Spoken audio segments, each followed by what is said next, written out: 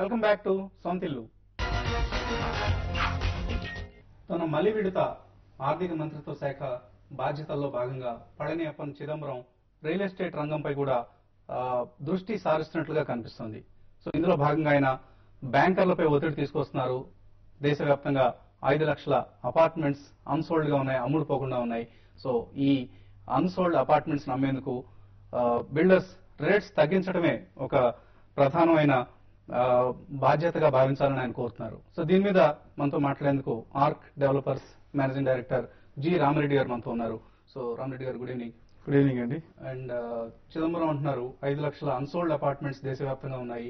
So unsold apartments అమ్ముడు పోవాలి అంటే బిల్డర్స్ రేట్స్ తగ్గించడం ఒకటే మార్గం అంటున్నారు. ఓ బిల్డర్ గా దీంతో ఎంతవరకు ఏకీభవిస్తారు మీరు? ఫిగర్ వాట్ ఎవర్ చిదంబరం చెప్పింది అది ఎంతవరకు నిజమో తెలియదు. బట్ రియల్ ఎస్టేట్ లో మాంద్యం అనేది ఉన్నది. ఎస్పెషల్లీ మన హైదరాబాద్ చూసుకుంటే మాంద్యం ఉంది. ఒక సైడ్ బ్యాంక్ వడ్డీలు పెరుగుతున్నాయి. అన్సోల్డ్ ఎందుకు పెట్టుకుంటామండి మేము? సేల్ కాకుండానే అన్సోల్డ్ పెట్టుకుంటాం. ఏదో రేట్ తగ్గించడం వల్ల సేల్ అవుతున్నది కాదు. ఆల్రెడీ ప్రైస్ ఎస్కలేషన్ చాలా ఎక్కువైపోయింది. అంటే బహుశా హైదరాబాద్ దృష్టిలో కాకుండా ఢిల్లీ లాంటి నగరాలు మేబీ అలా కావచ్చు. బట్ ఎక్కడ చూసుకున్నా కానీ ప్రైస్ ఏమో ఒక సైడ్ ఏమో అత్యధికంగా పెరుగుతూ పోతున్నాయి. ఇన్పుట్ కాస్ట్ చాలా పెరిగిపోతుంది. బట్ సెల్లింగ్ ప్రైస్ వచ్చేసరికి తగ్గుతుంది. బ్యాంకర్స్ మీద ఒక ప్రెజర్ తీసుకొస్తున్నారు అన్నది మనకు వచ్చిన వార్త. అంటే బ్యాంకర్స్ అడుగుతున్నారు బిల్డర్స్ మీద ప్రెజర్ తీసుకురామని. సో మీకు ఎంతవరకు అటువంటి ఇండికేషన్స్ వచ్చాయి? మన వరకు అయితే ఇంతవరకు రాలేదు. బట్ బ్యాంకర్స్ ఏంటంటే actually bank lending rate to the realtors it self is very high. Project finance వాళ్ళు ఏంది మినిమం 15% తీసుకుంటున్నారు. 15% నుంచి 18% వరకు ఛార్జ్ చేస్తున్నారు. Already it's a big burden on the builders. ఒక సైడ్ హోమ్ లోన్ కి ఏమో ప్రయారిటీ సెక్టర్ అంటున్నారు. Real estate sector itself is a big, అంటే జీడిపిలో it's contributing huge real estate sector. దానికి మనము సపోర్ట్ చేయాల్సింది పోయి ఇంకా ఈ విధంగా బిల్డర్స్ మీద ఒత్తిడి తీసుకురావడం అనేది ఇట్స్ నాట్ కరెక్ట్ అండి.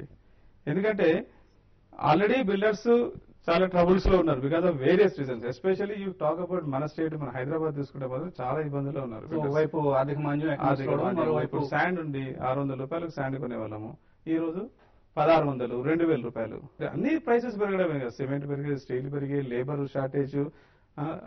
ఈ లేబర్ కూడా మేము ఇంపోర్ట్ లేబర్ తీసుకుంటే వాళ్ళు తగ్గిపోయినారు. ఇప్పుడు ఇదివరకంటే ఒరిస్సా నుంచి, బీహార్ నుంచి, అక్కడి నుంచి వచ్చేవాళ్ళు. ఇప్పుడు అక్కడ కూడా డెవలప్మెంట్ యాక్టివిటీ స్టార్ట్ అయిపోయి ఆ లేబర్ తగ్గిపోయినారు. సో అన్ని రకాలుగా బిల్డర్స్ ఇబ్బందులు ఎదుర్కొంటున్నారు. ఈ టైంలో ఇంకా రేట్స్ తగ్గించడం అనే కాదు, ఏ బిల్డరు స్టాక్స్ సేల్ అవుతున్నాయంటే అలా పెట్టుకోరు. నార్మల్ గా బ్యాంక్స్ కి ఇప్పటికే చాలా హ్యూజ్ ఎక్స్పోజర్ ఉంది రియల్ ఎస్టేట్ సెక్టర్ అంటున్నారు. For instance state bank of India తీసుకుంటే 1,44,000 కోట్లకు పైగా, ఆల్మోస్ట్ 1,45,000 కోట్ల వరకు రియల్ ఎస్టేట్ రంగానికి రుణాలు ఇచ్చున్నారు. అలాగే ఐసిఐసిఐ బ్యాంక్, యాక్సిస్ బ్యాంక్, ఏ బ్యాంక్ తీసుకున్నా కూడా ఇవన్నీ హౌసింగ్ లోన్స్ ఇచ్చారండి, నాట్ ది రియల్టర్స్ కి. రియల్టర్స్ కొంత భాగం రియల్టర్స్ ఉండొచ్చు, బట్ రియల్టర్స్ కి it's not A priority sector కానే కాదు. వేరే మీరు ఒక ఇండస్ట్రీ పెట్టుకోండి, మీకు 12% లెస్ దాన్ 12% ఇస్తారు. బట్ ఇది పెట్టుకోండి 18%. అంటే మీకు బ్యాంక్స్ లోన్స్ ఇవ్వడానికి ముందుకు వస్తున్నాయి అసలు గత కొంత 2-3 ఇప్పుడు అఫ్ కోర్స్ నాకు చూసుకుంటే నాకు ఐఎమ్ కంఫర్టబుల్ విత్ ఇండివిజువల్ గా. But majority real estate sector ని people are not encouraging. So they are taking as a last priority. వీళ్ళకి అసలు అంటే ప్రయారిటీ సెక్టర్ కాదనే ఉద్దేశంలో చూస్తున్నారు. ఎందుకంటే రియల్ ఎస్టేట్ అంటే it's not a good business లాగా.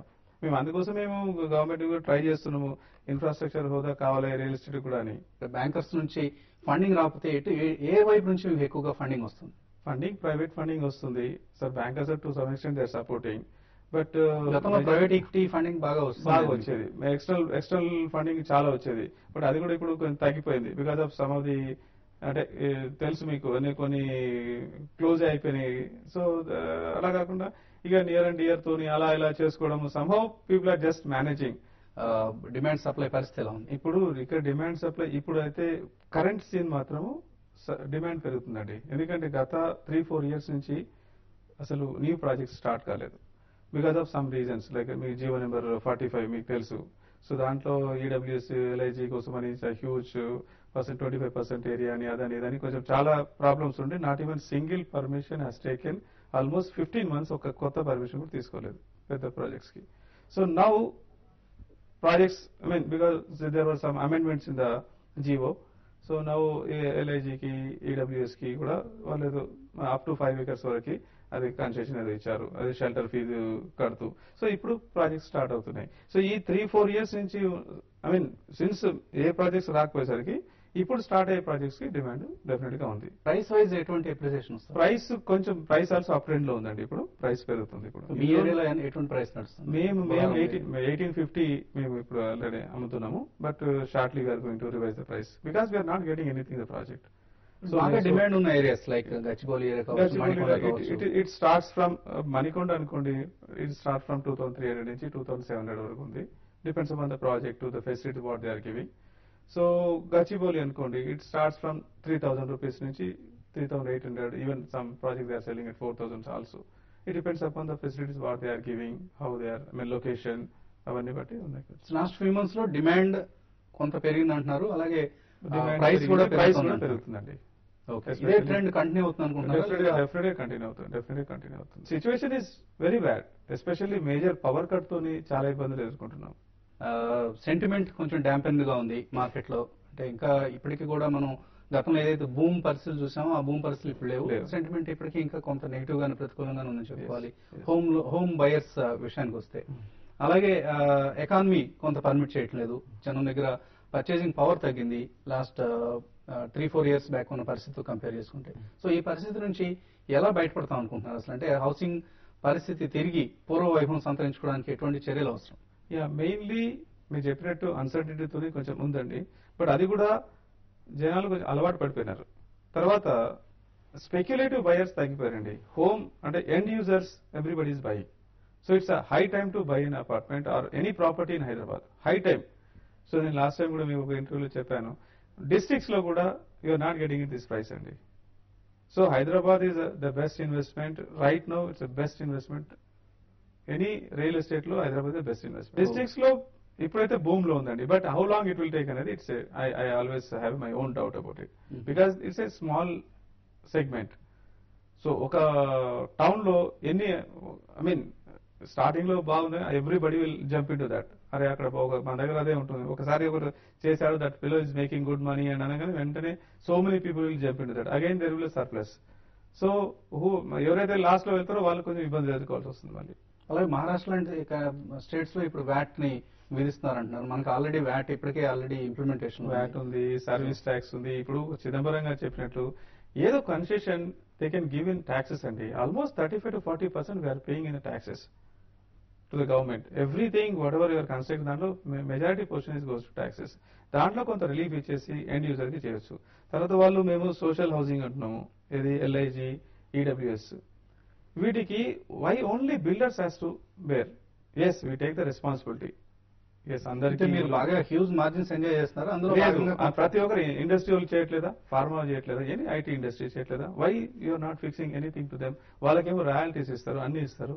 బిల్డర్స్ హైయెస్ట్ కదండి, ఎంత ఎంప్లాయ్మెంట్ జనరేట్ అవుతుంది బిల్డర్స్ మీద? You are looking at only builder. Builder తో పాటు ఎన్ని ఇండస్ట్రీస్ ఉన్నాయి? Industries, cement industry, steel industry, tile industry, manufacturing, ఎన్నో so many manufacturing industries. So much this thing generated, employment generated by the builder community. So దాన్ని మీరు ప్రయారిటీగా కాకుండా always you to builders అనగానే వేరే విధంగా చూస్తా ఉన్నారు. That is not acceptable to us. So Chidambaram గారి డిమాండ్ కి అయితే మీరు ప్రస్తుతానికి తల ఒగ్గే ప్రసక్తి లేదంటున్నారు. తల ఒగ్గడం అని కాదండి, ఇక్కడ అసలు ఛాన్సే లేదు అక్కడ. ఎందుకంటే మేము ఏదో ఆయన ప్రెషర్ పెట్టడం కూడా తగ్గించడానికి కాదు, ఆల్రెడీ మేము తగ్గింపులనే ఉన్నాము. మేము స్టాక్స్ అన్ని పెట్టుకొని అన్సోల్డ్ స్టాక్స్ దేనికోసం పెట్టుకుంటాము? మేము డెఫినెట్ గా మాకు బర్డెనే. The moment you are keeping your stock for more days, it's a burden on you. Definitely we are trying to sell it at a lower price. So we don't keep our this thing. ఆయన చెప్పిన statement లో నేను ఏకీభవించట్లేదు. అలాగే home buyers next 1 to 2 years లో property investments మీద ఎటువంటి returns expect చేయొచ్చు? Definite గా ఇట్స్ గుడ్ రిటర్న్స్ అండి. It's right time to buy in Hyderabad. It's best time to buy in Hyderabad. Okay, thank you Rama Reddy గారు. సో హైదరాబాద్ లో రియల్ ఎస్టేట్ ఇన్వెస్ట్మెంట్ కి ఇది సరైన సమయం అంటున్నారు రామరెడ్డి గారు. ఇది ఈ వారం సొంతిల్లు. వచ్చే వారం మరిన్ని విశేషాలతో కొత్త సొంతిల్లు ప్రోగ్రాంలు కలుద్దాం.